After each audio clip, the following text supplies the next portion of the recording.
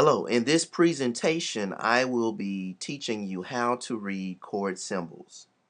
Chord symbols are basically a representation of certain chords that you would play within a song.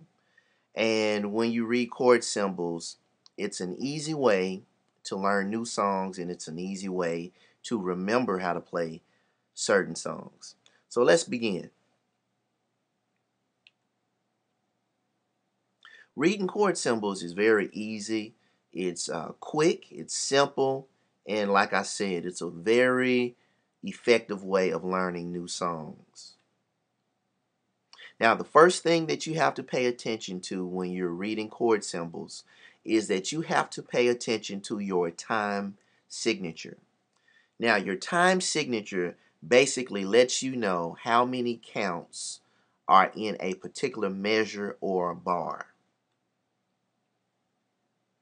Now, if I were to give you an example of a time signature could be 4 over 4, or 3 over 4, or even 6 over 8.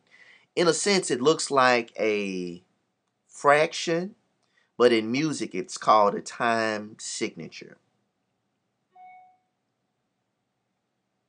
Now, where is the time signature located in the song? The time signature is located at the beginning of the song. Now, you'll see in this particular example that the time signature is 6 over 8. And I want you to notice how it is at the beginning of this particular song. This is the time signature. So this means there are 6 beats per measure. That's the top number.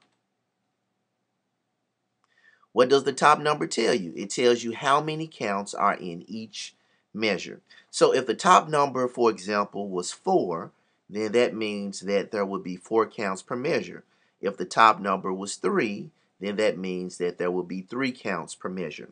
And by counts per measure, I mean you would count like this. If there were 4 counts, it would be like this. 1, 2, 3, 4. 1, 2, 3, 4. 1, 2, 3, 4. That would be 4 counts per measure. Now, if there were 3 counts per measure, it would be like this. 1, 2, 3. 1, 2, 3. 1, 2, 3.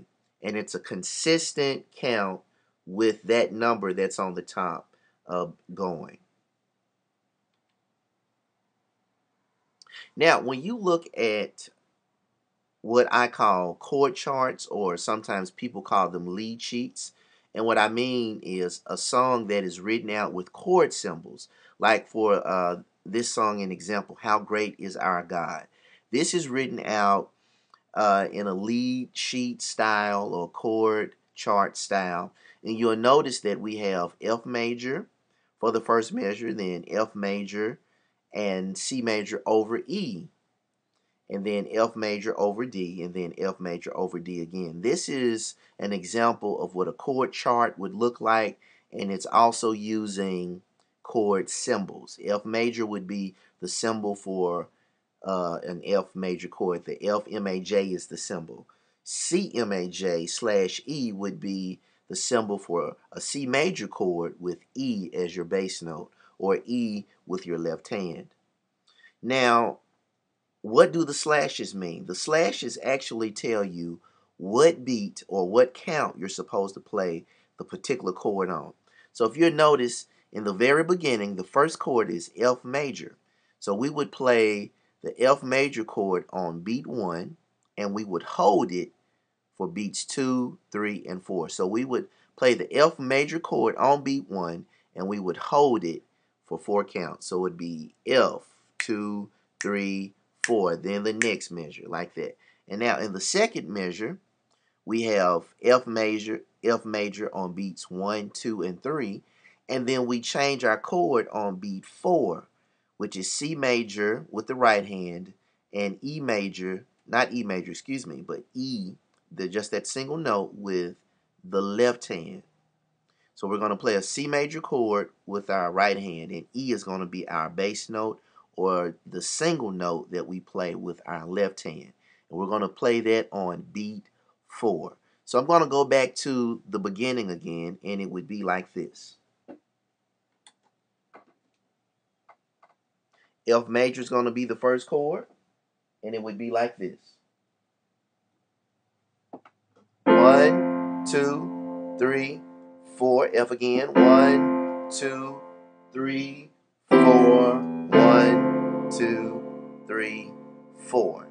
Okay, now I'm on the F major over D. It's called F major over D, or F major with the right hand, D with the left hand. Now you will notice that I played the C major over E on beat 4. Okay, so you would count 1, 2, 3, 4, and that's when we would play the C major over E. Okay, it's a very simple thing. So you want to just look at the slashes, and the slashes represent a particular number. So the first slash is beat 1, second slash is beat 2, third slash is beat 3, and the fourth slash is beat 4. Okay, so you'll notice how each slash represents a particular beat in each measure. So that's how we read chord symbols. So what we're going to do is we're going to take this information and we're going to apply it